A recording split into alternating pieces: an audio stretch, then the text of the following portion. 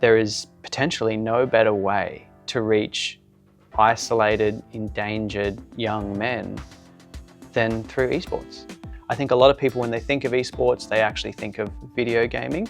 And there's one important difference between esports and video games. And that is, esports is when we play video games competitively and fairly. So when there is kind of no luck, and what determines success is how well we use the keyboard and mouse, the controller, the steering wheel, whatever input device we're using. So every esport is a video game, but not every video game is an esport. So esports is like silently massive. One esport in 2023 reported that each month they had 230 million users. And then we're seeing some young people at the very elite level win millions and millions of dollars. So esports is huge. It's growing really quickly. And I think the most recent recognition that we had of that was just before Paris Olympics. The IOC came out and said, in future Olympics, we will have esports. I had my start in esports, in community esports. So I set up Australia's first university-supported esports program. I was doing this at the same time as I was studying psychology as an undergrad student. And I got a tap on the shoulder and they said, well, you're so involved in esports, but we don't know anything about the psychology of esports. Why don't you be one of the first people to research it?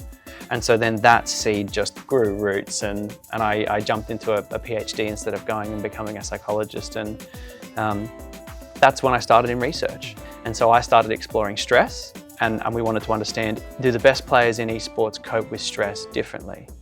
And it was through studying stress that I actually opened the door towards mental health. Now I'm leading the writing of mental health guidelines in esports alongside Movember, the men's mental health charity. So this for me is like a dream come true. Movember is one of the biggest, if not the biggest, men's health charity. And so what Movember have decided is that there is potentially no better way to reach isolated, endangered young men than through esports. We're consulting with experts in the industry, in the mental health space, in the esports space, going, who should be providing mental health care? Who should be providing mental health prevention or promotion? For those who are at risk, how do I keep them safe? And we're hoping that the guidelines will start to form the structure that sits around how we participate in esports in Australia and the rest of the world. And this is only just the beginning.